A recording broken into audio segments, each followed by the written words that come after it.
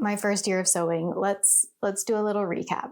Okay, so this is like the video I wish I'd come across 2 years ago. There's a couple things that I'll start with. My first 9 months of having this machine, I literally just spent in fear and trepidation. So I got it in October, and then I did sew some ornaments, and they turned out pretty cute, I think, in December for Christmas, obviously. Truth be told about that, Luke did a lot of that sewing. I did a little bit of it, but I was afraid to touch my machine. And looking back, I'm like, there's nothing to be afraid of. It literally just like tapes clothes together. Not tapes, but sews it together. It's really not scary. And also it can be really easy to kind of get caught up in like, what machine do I get? Just like get a machine in the range of your budget and then go for it. I don't think it's that important. Just get the machine. So I got it in October. I sewed some ornaments. I did some embroidery in December, and then it sat on the shelf until like maybe August, September. And then is when I really started sewing. So really that's, let me count. Let's say August, September, October, November, December, January. That's like only 5 months. So my first year of sewing, really my sewing of garments started 5 months ago, but it should have started a long time ago. So my first 9 months was spent just being afraid to pull down my machine and use it. And then this was made worse. This was compounded because that same January, so a year ago, I started a no clothes buy year. So I was like, what am I doing? How do I think about clothes and buying? And like, something needs to be reset here. So I was inspired to do a no buy year, buying no clothes. And it's really, I highly recommend it, but it really, okay. So my thought was like, I will pair my sewing journey with a no buy year. I can buy fabric, I can make clothes, but I can't buy them. But then I didn't sew for like 9 months. So this made it like not a good pairing because I wasn't sewing, but I wasn't buying. And so it was like, but I love clothes. So it wasn't a good combo. So I had like no clothes to wear. Not actually, but kind of. So all of that to say, I have like 3 tips that I've learned, and then I'm going to show you what I've made and kind of go over like, was this worth making? Would I make it again? All of that. Okay. So first of all, a really good tip I learned was to thrift old bed sheets instead of buying expensive fabric. So I've bought some fabric, and it can be really paralyzing to be like, I want to make something. I bought this expensive fabric. I know my skills aren't very good. I might ruin it. So then you just never sew. So a really good remedy for that is just to thrift. So I thrift organic cotton, if that's important to you. That's what I look for when I go to a thrift store, is organic cotton sheets in a color and feel that I really like or could see the potential of. So that's what I started doing. And that really, really helped bring down just like the pressure, right? I'm not spending a ton of money. There's a lot of it, and I can make a project from it. And then figure out if I like the pattern, if I like the make of it, the feel of it, all of that. So thrift old bed sheets. That's number 1. Okay, number 2 is do a project you're excited about, not what you feel like you should do.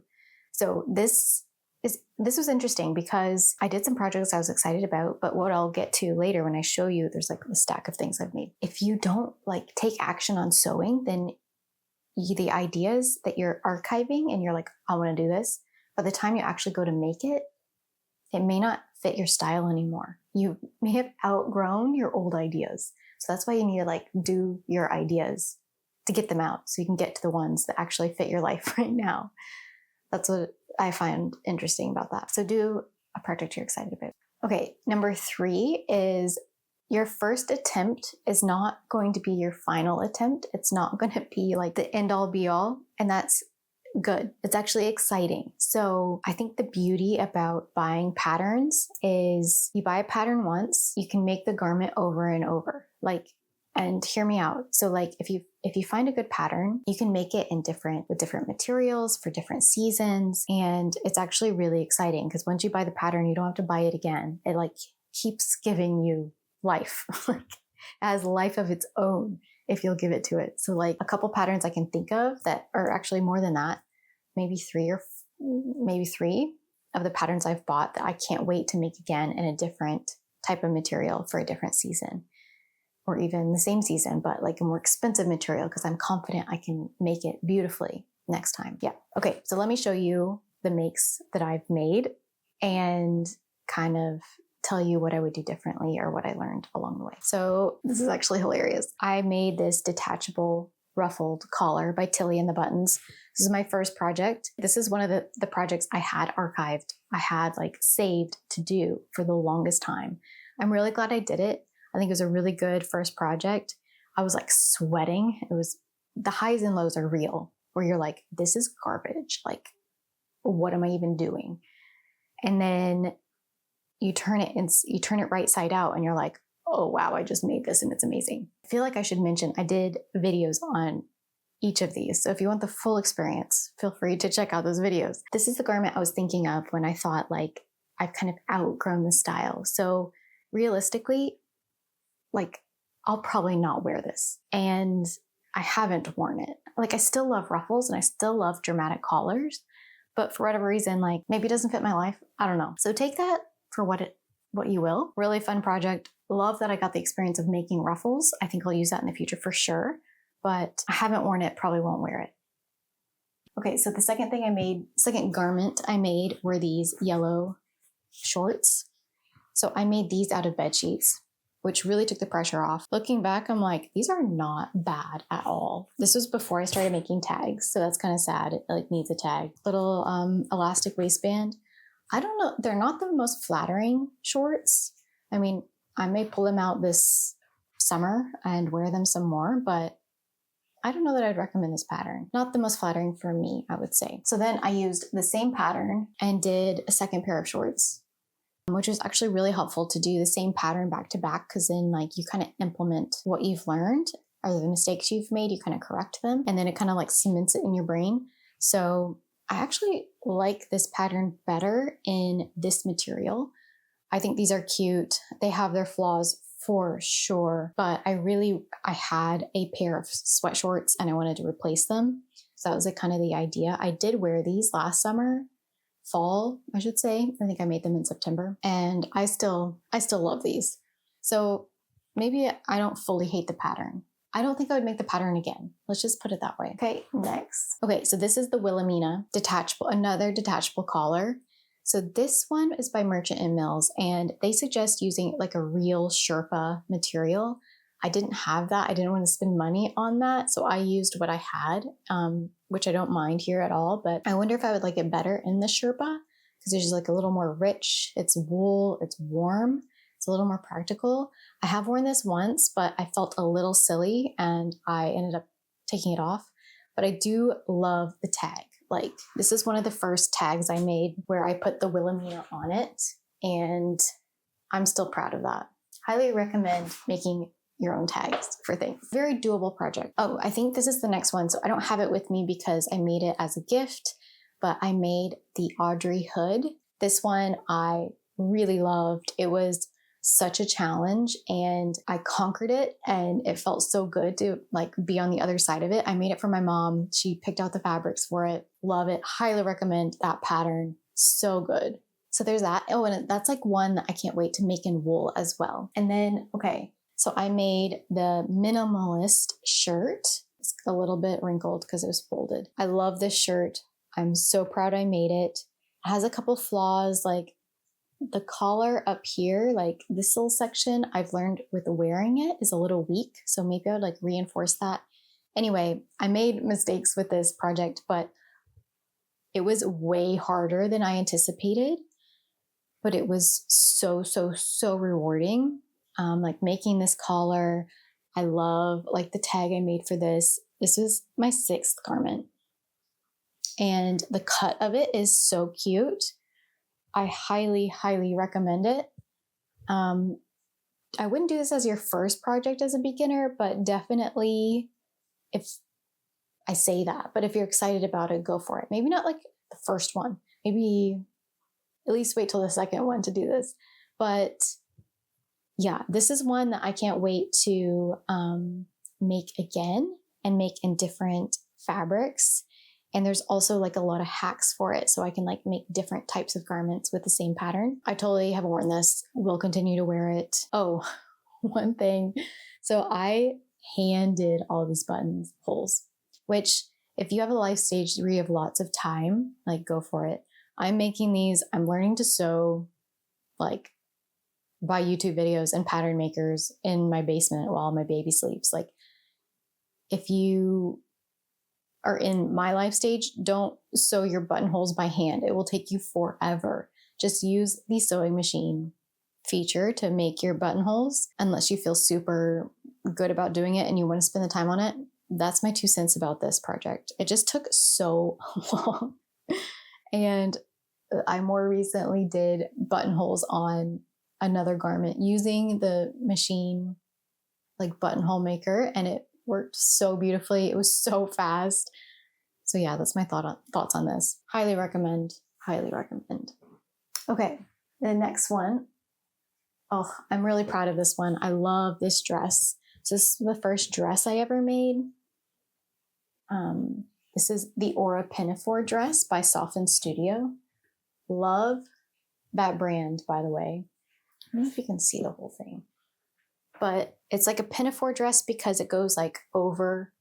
It's kind of like wearing overalls. It like goes over another garment. This is the 7th one I made. I love the tag on this as well. And it's wrinkled. Sorry, it's wrinkled.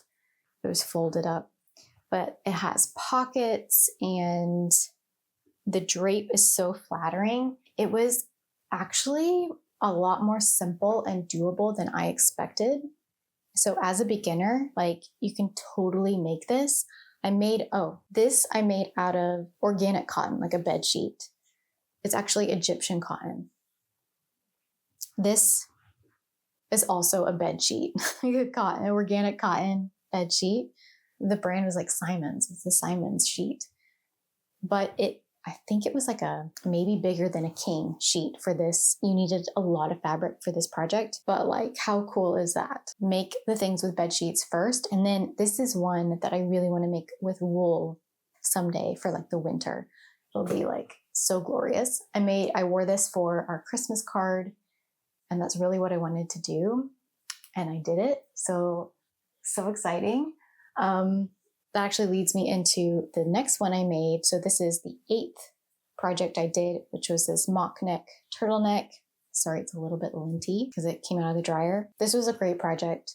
This is one that I bought fabric for because I wanted it to be brown. I wanted a little bit of stretch to it. Very doable project, very fun. I do recommend the pattern. The only thing is I made it maybe a little too tight. So I don't reach for this a lot because when I put it on, I'm like, this is tight. And I don't really want to feel like that all the time in the garments I'm wearing, but I do wear it, have worn it. I love pairing it with the pinafore dress, but I did pay for this fabric a little bit more for it. And I love the tag on this as well. I did a little illustration of the turtleneck. Okay, the last one is the lane pants. So this is another garment that I made. This was garment number 9. I'll show you the tag. The lane pants. Also, it's really helpful to have a tag because then you know, well, I mean, this is kind of obvious because there's a drawstring and everything, but like, you know, upon first glance or like you pick up a garment to wear it, you know what goes in the back like right away because the tag's there, right? So that's another reason to do a tag. I love these pants. I have worn them kind of nonstop. I still don't fully know if they're my style. I'm still trying to figure out what my style is, but they're so comfortable. It's in like a heavy cotton flannel and they're really warm. This project was really fun. So there's pockets here, which are like my favorite. They're nice and big. They're very flattering. They're high-waisted. They have a drawstring, which makes a really cute bow. And then I made cargo pockets. So like these over time, the more, if I wear them like a few times, several times, the cargo pocket gets a little poofy, or maybe that's because I had them in boots and I don't know. The construction of my cargo pockets made it kind of poofy. I'm glad I did them. And I love the deep hem here. The fit of these, following this pattern, I really recommend Syd Graham's patterns. Her instructions are so good. This is an example of like another pattern, another garment I can't wait to make in a different fabric for a different season. So I'm looking forward to making like linen ones of these for the summer.